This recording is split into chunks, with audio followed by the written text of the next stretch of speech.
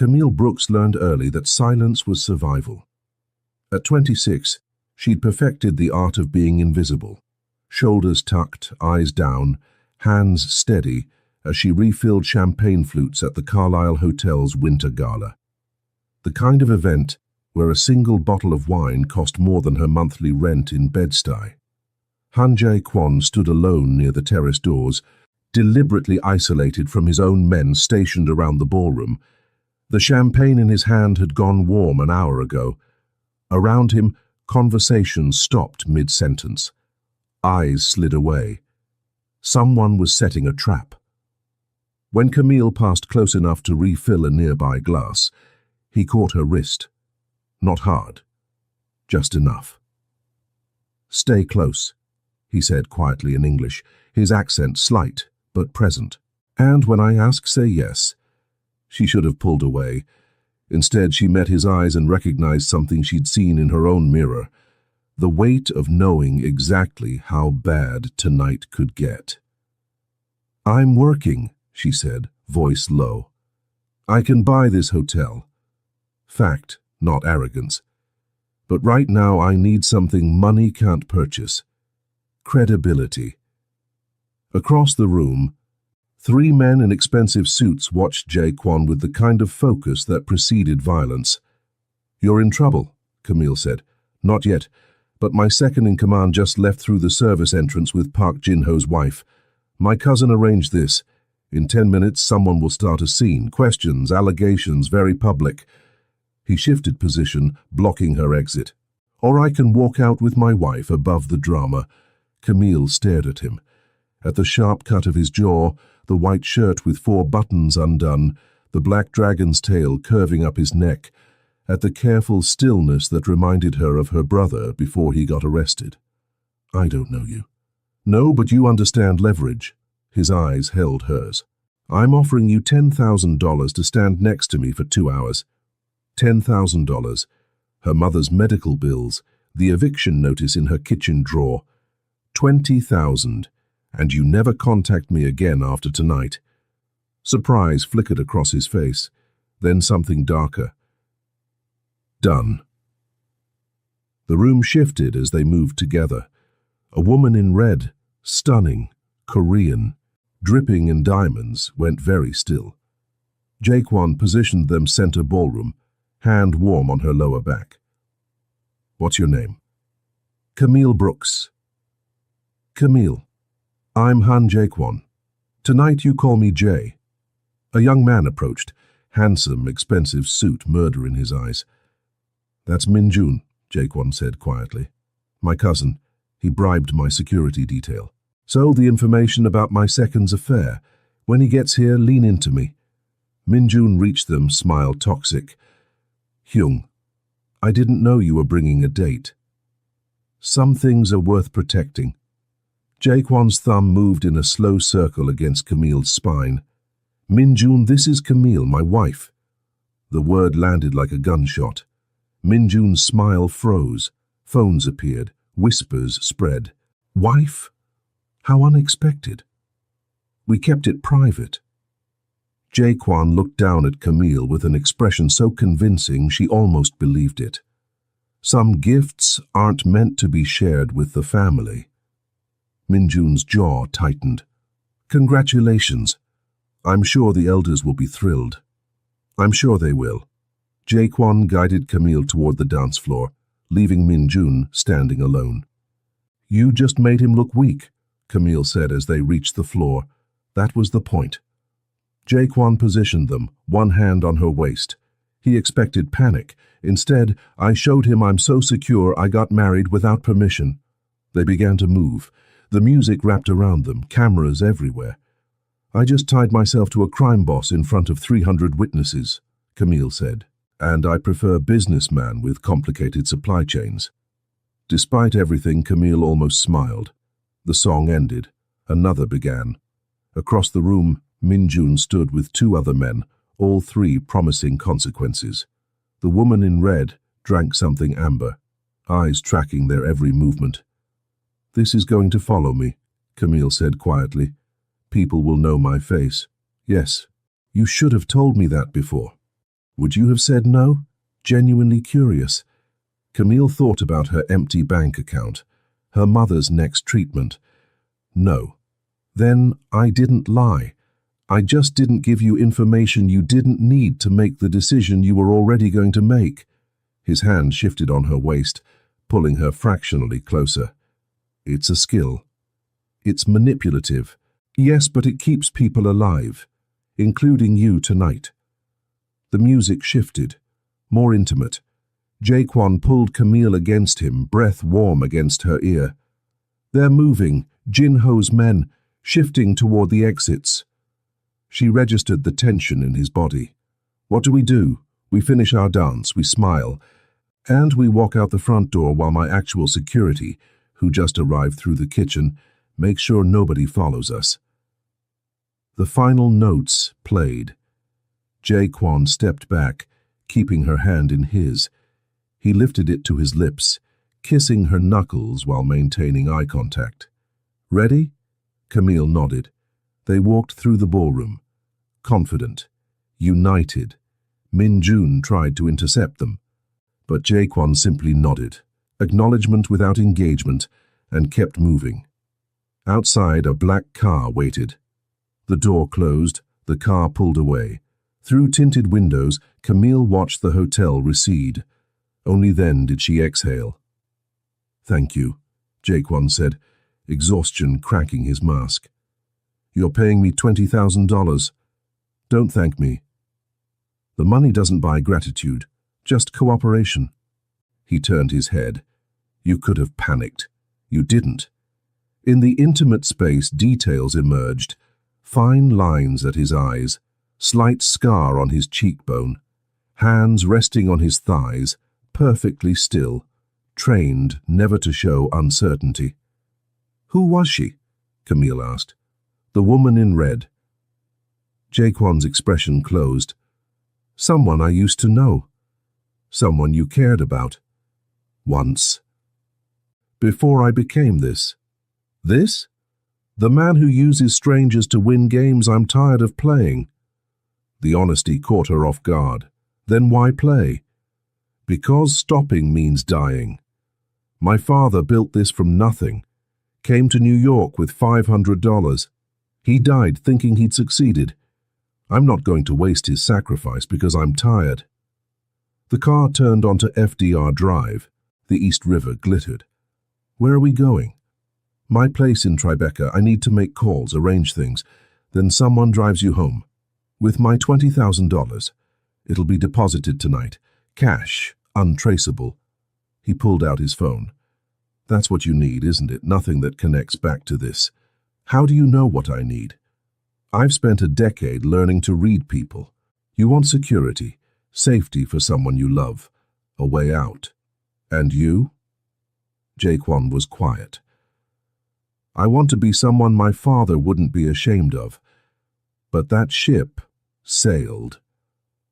Jaquan's Tribeca loft wasn't gaudy, just clean lines, minimal furniture, floor-to-ceiling windows overlooking the Hudson. The kind of space that cost millions but looked almost empty. 2 hours of phone calls in Korean. Crisis management. Around midnight he finally stopped. Your second, is he alive? Barely. Jaquan loosened his tie. The dragon tattoo became fully visible, intricate work, jade eyes, silver flames. He'll recover. But you can't trust him anymore. I never trusted him. Trust is a luxury. He moved to the bar. Want one? Camille shook her head. I should go. Not quite. Tomorrow Min Jun will start spreading rumors. About you. The elders will summon me to explain why I married without approval. Jinho will use this as proof I'm unstable. So correct them. Tell them it was fake. That would be worse. Admitting I lied makes me look desperate. He paused. But if you're real, if we're real, then I'm a man who does what he wants. That's strength. Camille stood. You can't be serious. I'm offering you a job. Play my wife in public for 6 months, $10,000 a month, plus $200,000 at the end. Camille's breath caught. $200,000, her mother's treatment, her debt, a real start. Why me? Because you're real. Everyone else in my world is playing an angle. You just want to survive. That's honest. There's nothing clean about this. No, but it's cleaner than most things I do. Camille walked to the windows. Below, the city spread out like a circuit board. She thought about her mother in that hospital room, about her studio apartment with roaches and neighbors who screamed at 2 a.m., about how tired she was of being invisible. Ground rules, she said. We're not sleeping together. We're not dating for real. Business arrangement. I show up, I play the part, I go home. Agreed. And after 6 months, we divorce quietly. No drama. Done. Camille turned. Jaquan stood by the bar, expression neutral. Not pressuring, just waiting. Why do I feel like I'm going to regret this? Because you're smart. But you're going to do it anyway. She was. The first week, a stylist, a language tutor, a consultant named Grace Kim who briefed her on key players. You need to know who's dangerous, Grace explained. Minjun is ambitious but sloppy. Jin Ho is patient and smart. The elders are dying gods who won't give up power until someone takes it. And Jaquan. Grace studied her. He's the best of a bad generation, which isn't saying much. Their first public appearance, a charity gala in Koreatown. The room went silent when they entered. An elderly man approached, slight, white-haired, cold eyes. Elder Song. Jaquan greeted him with a bow. May I introduce my wife, Camille? Camille bowed. The gesture felt awkward. Elder Song studied her like livestock. You didn't ask permission. I didn't ask permission to breathe either. Some things are too important to wait for approval. The elder's eyes narrowed. Your father would have consulted us. My father married my mother after knowing her for 3 weeks. I took 6 months. I'm trying to be more thoughtful. Perfect response. Respectful while defending his choice. Elder Song couldn't argue without criticizing the previous boss. We'll speak later. He walked away. They moved through the room. Jaquan introduced her to dozens of people. Some were polite, others weren't. One woman looked Camille up and down. Interesting choice. I didn't know Jaquan had a taste for diversity. Jaquan's hand tightened on Camille's back. Careful, Mrs. Cho, my wife is a guest tonight. Insult her again. And your husband's real estate permits will face unexpected delays. The woman's face went white. She bowed and retreated. Thank you, Camille said quietly. It's self-interest. If they think they can attack you without consequence, they'll use you to get to me. Probably true, but Camille suspected there was more to it. During dinner, she sat between Jaquan and a businessman named Park, Jin Ho's father. How did you and Jaquan meet? Park asked pleasantly. Camille's mind went blank. At a gallery opening, Jaquan said smoothly. Camille was working security. She caught me trying to leave without paying for the wine I'd consumed. Park laughed. And you married her? She made me pay triple. I admired the audacity. Camille ran with it. He tried to tip me to forget it. I refused. He said that made me the first honest person he'd met in New York. And you believed him? No, but he was persistent. Jaquan's hand found hers under the table, squeezed once. By evening's end, several people told her she was good for him, that he seemed different. In the car afterward, do I make you softer? Jaquan was quiet. You make me remember what it feels like to be around someone who doesn't want something from me. That's not soft, but it's close. Everyone wants something. I want your money. You want to save your mother. The money is a tool. There's a difference. He glanced at her. You're doing well. Better than I expected. Is that a compliment? It's an observation. Compliments are personal. Observations are tactical. Do you ever stop thinking tactically? No. That's how people like me survive. People like you? People who inherit things they didn't ask for and can't escape. Not self-pity. Just fact. Something in Camille's chest ached. 3 weeks in, Camille's life split into parallel realities. Days, her regular jobs. Nights, Mrs. Han Jae-kwon in designer dresses.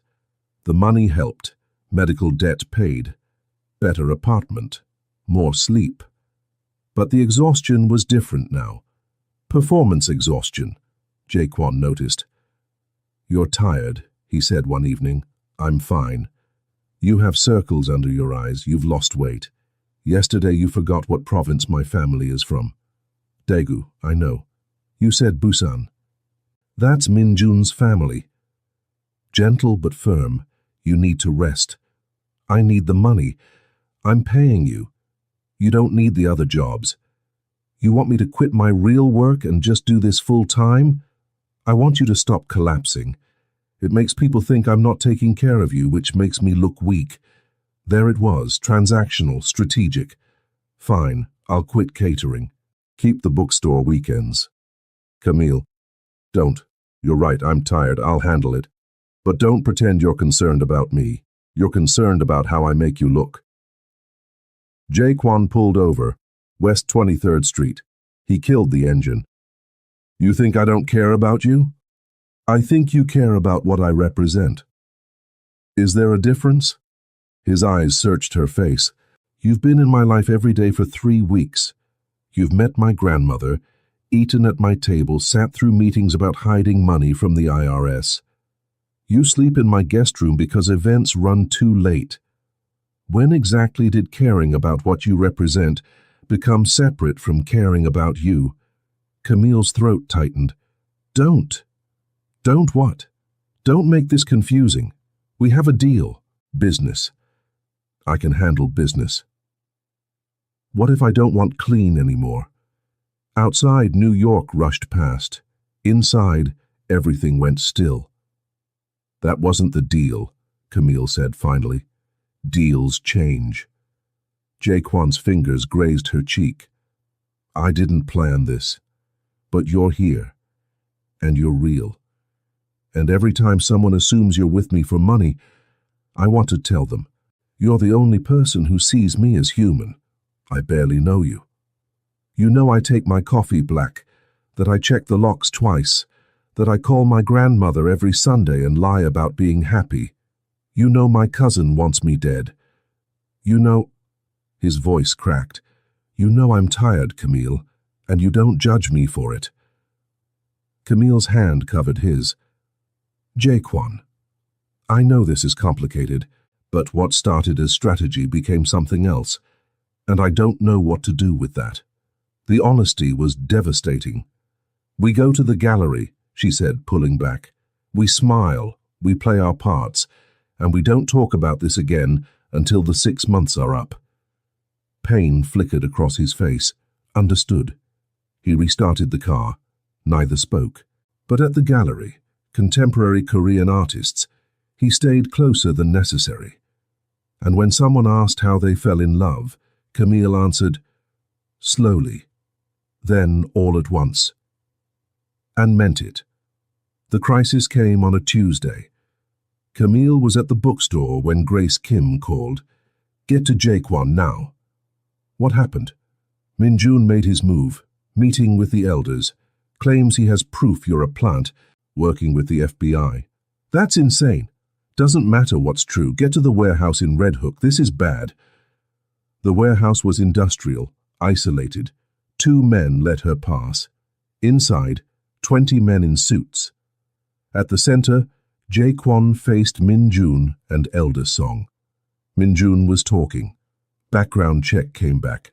She was questioned by the FBI 6 months ago about her brother's gang connections. She's been in debt, desperate. Perfect candidate for turning informant. "That's a lie," Camille said. Everyone turned. She walked forward. "My brother is in prison. The FBI questioned me because they thought I knew where he was hiding.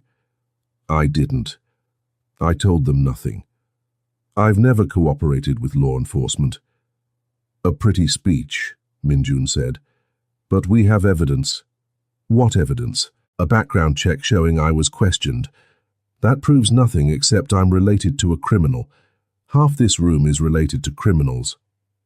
Elder Song studied her. You have debt. Student loans and medical bills, like 40 million other Americans. That doesn't make me a federal agent. But it makes you exploitable, vulnerable. Then where's my handler, the wire, the reports? You've had 3 weeks to watch me. What have you found? Silence. Nothing, because there's nothing to find. I'm a woman who agreed to play a part for money. That's it. Just survival. Your wife is eloquent, Elder Song said to Jaquan, but eloquence doesn't prove innocence. No, Jaquan agreed, tension in his shoulders. But loyalty does. She's here. Knowing what this meeting is about, knowing she could disappear tonight. She came anyway. Or her FBI handlers told her to sell the performance. Enough. Elder Song raised one hand. There's a simple solution. Test her loyalty. Camille's blood went cold. Test how? The elder smiled. Terrible. Kill someone for us. Prove you're willing to do what we do. The room went silent. No, Jaquan said flatly. You don't give orders here. If your wife refuses, we'll know Minjun is right. If she's innocent, she'll have no problem proving it. I'm not asking her to murder someone to satisfy your paranoia. Then you admit you can't control your wife, which means Minjun is correct. You've been compromised. Camille felt Jaquan's control fracturing, saw him calculating odds, looking for exits. I'll do it, she said. Camille, no, not murder. I won't kill an innocent person. But if you have someone who deserves it, someone who's betrayed you, I'll do what needs to be done. Elder Song considered. Acceptable. We have a traitor in custody, someone who sold information to Jinho. You'll execute him tomorrow night, in front of witnesses. If you hesitate, both you and Jaquan will join him. They didn't speak in the car. Only at his loft did Jaquan explode. What the hell were you thinking? I was thinking they were about to kill you. So you volunteered to become a murderer? That's not the deal, Camille. The deal changed when your cousin decided to frame me. She tried to keep her hands from shaking. What was I supposed to do? Let them execute you because of me. You were supposed to let me handle it. How? By fighting your way out, getting shot. Better than you destroying yourself to save me. He stopped pacing. I can't let you do this. You don't have a choice. I already agreed. Then we run, tonight. I have money offshore. No. Running makes us look guilty, makes everything Minjun said true. And your father's legacy goes to someone who'll destroy it. I don't care about the legacy if it costs you your soul. The admission was raw.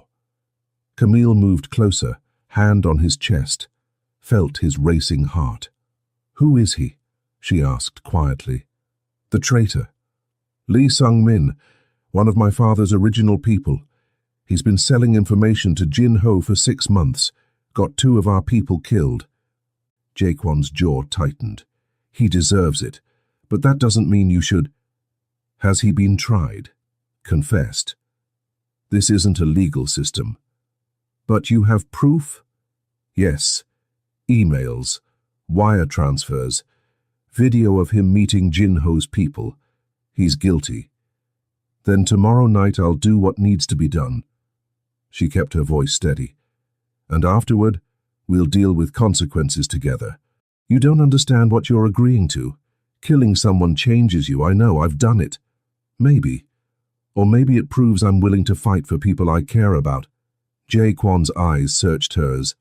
When did that happen? Caring about me? Slowly, then all at once. She echoed her words from the gallery. I didn't plan it either. He kissed her then, desperate and fierce. She kissed back, channeling 3 weeks of tension into this moment.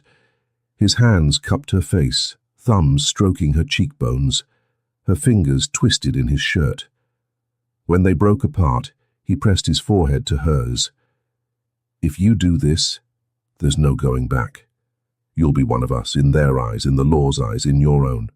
I know. And you're still willing? I'm still willing. Say at the warehouse in Sunset Park was smaller, more intimate, the kind of place where secrets were buried. 20 witnesses assembled. Lee Sung-min, bound to a chair in the center, was older than expected, 60 maybe, gray hair, terrified eyes. Elder Song handed her a gun. Make it quick. Camille's hand closed around the weapon, heavier than expected, cold, final. She walked to Lee Sung-min, looked down at him. He was crying. Please, he whispered in Korean. Then English. I have daughter. Grandchildren. You should have thought of that before you betrayed people who trusted you. Her voice didn't sound like her own. Distant, clinical. Behind her, Jae-kwon's presence. Steady. She raised the gun. Lee Sung-min closed his eyes. Camille fired. The shot echoed. Lee Sung-min slumped. Nobody moved. Elder Song stepped forward, examined the body. Well, that's settled. Camille lowered the gun. Her hand was steady. That was the worst part. Satisfied? She asked. For now. He took the gun. Welcome to the family, Mrs. Han. Minjun's face was ashen. The witnesses dispersed. Jae-kwon's hand found her back, guiding her out. In the car, blocks away. Pull over. Jae-kwon obeyed. She opened the door and threw up. Once, twice, until nothing was left. He handed her water, waited. I killed someone, she said finally. Yes. I'm a murderer. Yes. Do you hate me? No. I hate what they forced you to become. But I could never hate you. She looked at him. He had a daughter, grandchildren. He also got 2 men killed, young men with families. There are no clean choices in this world, Camille, just less terrible ones. She knew he was right, but knowing didn't make it hurt less. Take me home, my real home. Jae-kwon drove her to Crown Heights, walked her up, sat with her while she stared at nothing. After an hour, I need to tell you something. What? Lee Sung-min isn't dead. Camille turned to stare. What? The gun had blanks. Lee was drugged to pass out when you fired. He's alive, in protective custody. He'll be relocated, new identity. His family will think he's dead, but he'll survive. The words didn't make sense. You let me think I killed him. I had to. The elders needed to see you pull the trigger. Minjun needed to see you follow through. If you'd known it was fake, you wouldn't have sold it. Anguish in his expression. I'm sorry, I know that was cruel, but it was the only way to protect you. You bastard! Camille hit him, not hard, angry. You let me feel like a murderer. I know, and I'll spend the rest of my life making it up to you. He caught her hands. But you're alive, you're not a killer, and Minjun can never question your loyalty again. Camille's eyes burned. I was ready to do it, for real. I know, that's what terrifies me. You were willing to destroy yourself to save me. Maybe that makes me crazy. Maybe it makes you exactly who I need. She should be furious. But exhaustion and relief crashed over her, and she just leaned into him. What happens now? Now? Elder Song is satisfied. Minjun is discredited. Jin Ho lost his inside source, and we... He paused. We keep going, if you still want to. The 6 months aren't up. No. But after tonight, you've earned the right to walk away. Full payment, protection. You don't owe me anything. Camille was quiet. Outside, Crown Heights lived its life. The world kept turning. What if I don't want to walk away? Jae-kwon went still. What? What if I want to keep going? Not because of money, because that's... She struggled. Because you see me, really see me, and I see you, and maybe that's worth fighting for. Camille, I'm never going to be safe. My life is violence and lies. Maybe, but I'm choosing this anyway. She pulled back to look at him. One condition. Anything. No more lies. No more tests. If we're doing this, really doing this, it has to be honest. I can't promise I won't fail that. This life doesn't work with perfect honesty. I know, but we try anyway. Deal? He studied her face, then nodded. Deal. We try. 1 year after the Carlisle Gala, Camille Brooks, now legally Camille Hahn, stood in her mother's hospital room, watching her sleep peacefully. The treatment had worked. Remission. Hope. Outside, New York glittered. Somewhere in the city, Jaekwon was managing his empire. Min-jun was planning his next move. Elder Song was calculating. Jin-ho was waiting. The game never stopped. But tonight, Camille allowed herself gratitude for the strange path that led here, for the man who'd asked her to pretend and given her something real instead. Her phone buzzed. Dinner at grandmother's Sunday. She wants to teach you jjajangmyeon. Apparently kimchi wasn't enough proof of commitment. Camille smiled, typed back, "Tell her I'll bring dessert. And you're doing dishes. Deal. I love you." The words still surprised her, still felt fragile, but they were true. Complicated, dangerous, imperfect, but true. She looked back at her mother, thought about the woman she'd been a year ago, invisible, desperate, surviving, and the woman she was now, visible, dangerous in her own right, thriving, not a fairy tale, not simple, but real. And maybe that was better.